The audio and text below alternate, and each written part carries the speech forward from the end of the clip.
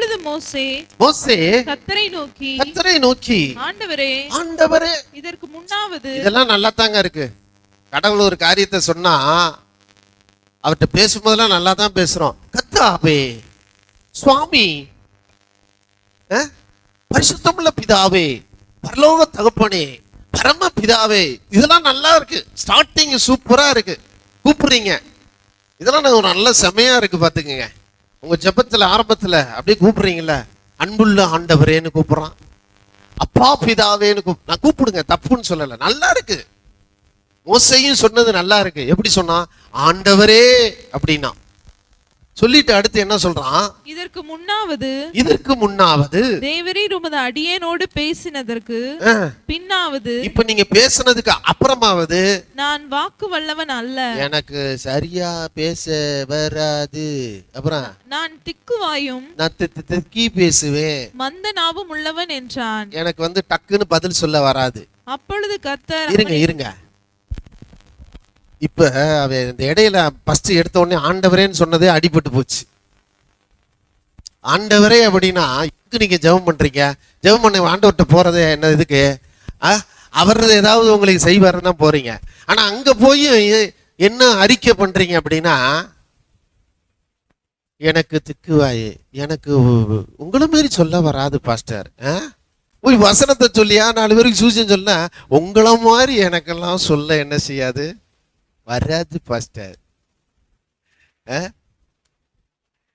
ஜெபத்தை ஆரம்பிக்கும் போது நல்லா இருக்கு. அப்பா பிதாவே, பரலோக பிதாவே, பரிசுத்த பிதாவே, பரமண்டலங்கள் இருக்க பிதாவே, இதெல்லாம் நல்லா இருக்கு. ஆனா அதுக்கப்புறம் என்ன வருதுன்னா, நான் என்கிற சுயம் வருது. மோசே சொல்றான், கர்த்தர் அவனை அழைச்சி, நீ எகிப்துக்கு போ, நான் ஜனங்களுடைய கூக்குரலை கேட்டேன், அவர்கள் வேதனைகளை அறிந்தேன், அவர்களை இந்த தேசத்திலிருந்து நீக்கி பாலும் தேனும் ஓடுகிற கானான் தேசத்தில் கொண்டு போய் சேர்க்க நான் இறங்கி வந்தேன். அவரு நான் சொல்லிட்டு இருக்கிறாரு. அப்ப அவரு நான் சொன்னதை கேட்டு இவன் என்ன செய்யணும்? எல்லாம் நீங்க தானே சொன்னீங்க, அப்ப நான் எனக்கு ஒரு பிரச்சனையும் இல்ல, செய்ய போறது நீங்க, நான் என்ன செய்ய போறேன் ஆகட்டும்ல சொல்லியிருக்கணும். இவன் கேட்டுட்டு சொல்றான், ஆண்டவரே எனக்கு பேசவே என்ன செய்யாது.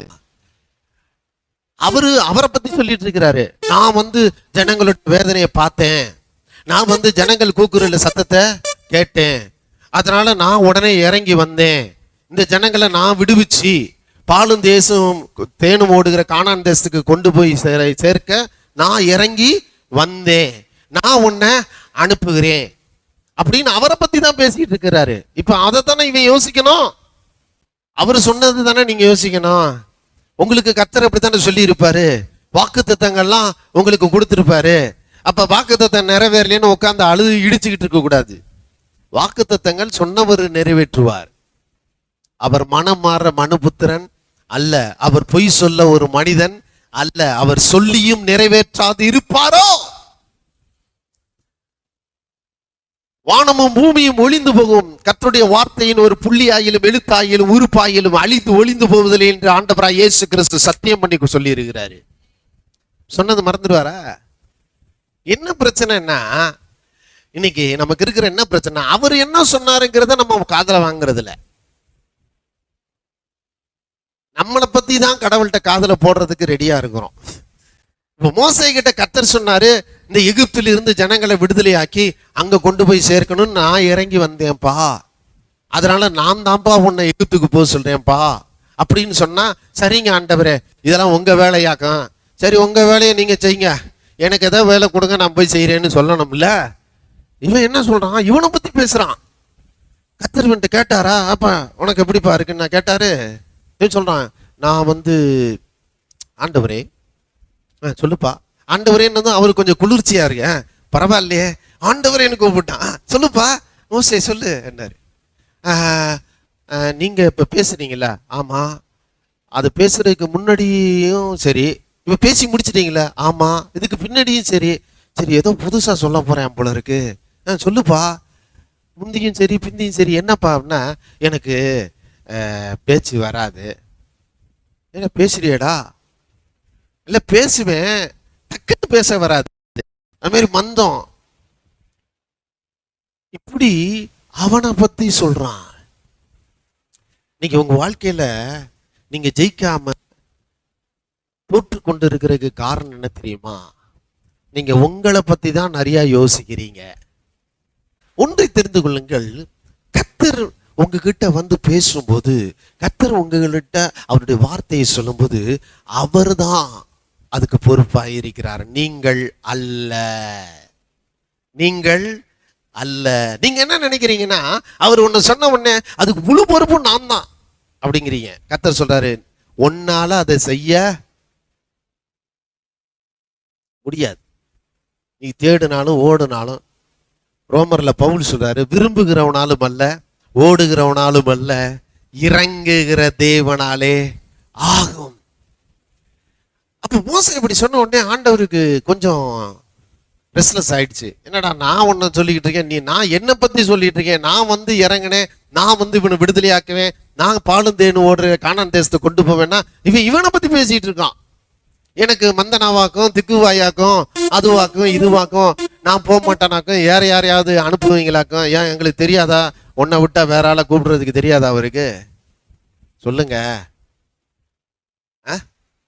ஹலோ, தெரியுமா தெரியாதா?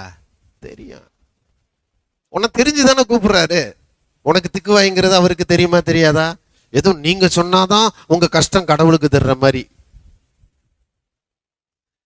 ஏங்க, அவர் கடந்த கால நித்தியத்திலிருந்து எதிர்கால நித்தியம் வரைக்கும் இருக்கிறவர். அவர் முடிவும் தொடக்கமும் இல்லாத தேவன். அவர் உங்களை மாரி எத்தனையோ கோடி மக்களை அவங்க வாழ்க்கையை உருவாக்கி அவங்கள வாழ்க்கையில நடத்தின தேவன் இன்றைக்கு உங்க வாழ்க்கையை நடத்த மாட்டாரா? நடத்த மாட்டாரா? அவரையும் நினைத்து பாருங்கள். அவர் நான் வாழ்க்கையில சொன்னார்னா நீங்க பெருமைப்படணும். ஏன்னா அவர் சொல்லிட்டாரு, நான் இது என்னால என்ன செய்ய முடியாது, முடியாது, ஆனா அவரால் எல்லாம் முடியும். கர்த்தர் அவனை நோக்கி கூப்பிடுறாரு. அவன்கிட்ட சொல்றாரு, என்ன பேசுறாரு பாருங்க, வாசிங்க. அப்பொழுது கர்த்தர் அவனை நோக்கி, மனுஷனுக்கு வாயை உண்டாக்கினவர் யார்? யாரு யாரு? மனுஷனுக்கு வாயை உண்டாக்கினவர். உனக்கு இருக்கிற எல்லாவற்றையும் உண்டாக்கினது யார் கேக்குறாரு. அவன் வந்து வாய் பிரச்சனைன்னு சொல்லிட்டான், அதனாலதான் வாயை பத்தி பேசுறாரு. நீங்க சொன்னீங்களே இது மட்டும் இருந்தா, ஏற்கனவே இருக்கிறத வச்சு என்ன செஞ்ச, இப்ப இருந்தான்னு கேள்விக்கு போயிட்ட. இருக்கிறத வச்சு என்ன செஞ்சீங்க? கர்த்தர் கேட்கிறாரு, வாயை உண்டாக்குனது யாருப்பா உனக்கு? வாசிங்க. ஊமையனையும் செவிடனையும் பார்வையுள்ளவனையும் பார்வையுள்ளவனையும் குருடரையும் உண்டாக்கினவர் யார்? உண்டாக்கினது யார்? கர்த்தராகிய நான் அல்லவா? நான் தாங்கிறாரு. அவரு நான் சொல்றதுக்கும் நீங்க நான் சொல்றதுக்கும் வித்தியாசம் இருக்கிறது. ஏனென்றால் அந்த நான் என்கிற அந்த தேவனாய் கர்த்தர் சர்வத்தையும் சிருஷ்டிக்கக்கூடிய சிருஷ்டிகர்த்தர். நான் என்கிற அந்த தேவனாய் கர்த்தர் அண்ட சராசரங்களையும் ஆளக்கூடிய கர்த்தர். நான் என்று சொல்லுகிற அந்த தேவனாய் கர்த்தர் அண்ட சராசரங்களையும் வியாபித்திருக்கிற கர்த்தர். நான் என்று சொல்லுகிற அந்த தேவனாய் கர்த்தர் யார் என்றால், சகலத்தையும் படைத்து பராமரித்து பாதுகாத்து வருகிற சர்வ வல்லமையுள்ள தேவனாகிய கர்த்தர். அவரால் முடியுங்க.